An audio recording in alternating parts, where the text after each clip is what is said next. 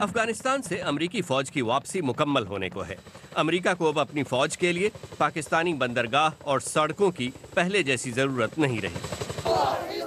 اور اب سے چند دنوں پہلے پینٹاگون نے پاکستان پر ایک بار پھر سے ہمسایہ ملکوں کے خلاف دہشت گردی کو ہتھیار کی طرح استعمال کرنے کا الزام لگایا ہے۔ کچھ ایسے ہی ماحول میں پاکستانی فوج کے سربراہ راحیل شریف عہدہ سنبھالنے کے بعد پہلی بار واشنگٹن آئے ہیں۔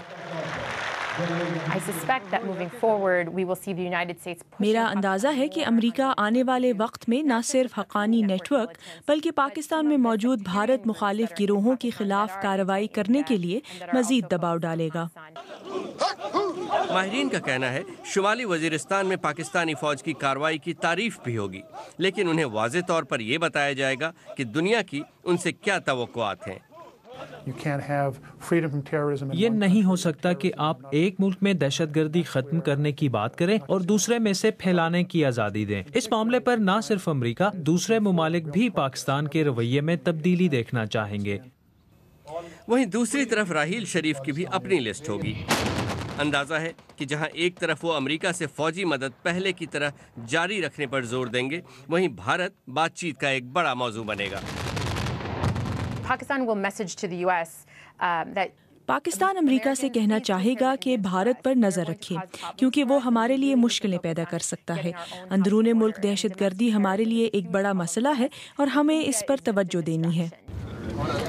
پاکستان کی ایک بڑی شکایت یہ بھی رہی ہے کہ امریکہ اپنا کام نکلنے کے بعد خطے کو بھول جاتا ہے، اور اس لیے پاکستان کو اپنا فائدہ دیکھنا ہوگا، جو ضروری نہیں ہے کہ امریکی ضرورتوں سے میل کھائیں۔ ایسے میں امریکہ کا پیغام کیا ہوگا؟ امریکہ پاکستان کے ساتھ کام کرتا رہے گا، اور یہ تعلقات صرف افغانستان کی وجہ سے نہیں ہیں۔ امریکہ افغانستان میں موجود رہے گا، اور وہاں اس کے فوجی آپریشن تو پہلے ہی رک چکے ہیں۔ امریکہ نے افغانستان سے طویل المدت تعاون کا وعدہ کیا ہے۔ ماہرین کا کہنا ہے کہ رشتہ کافی حد تک ایک دوراہے پر ہے، جہاں راحیل شریف چاہیں تو پہلے کی طرح پیسے دو کام لو کے راستے پر چلیں، یا پھر نیا راستہ اختیار کریں جہاں پاکستان صحیح معنی میں اتحادی کا کردار ادا کرے۔ ان کا یہ دورہ پہلا ضرور ہے، لیکن موقع شاید آخری۔ Brajesh Upadhyay, BBC، Washington.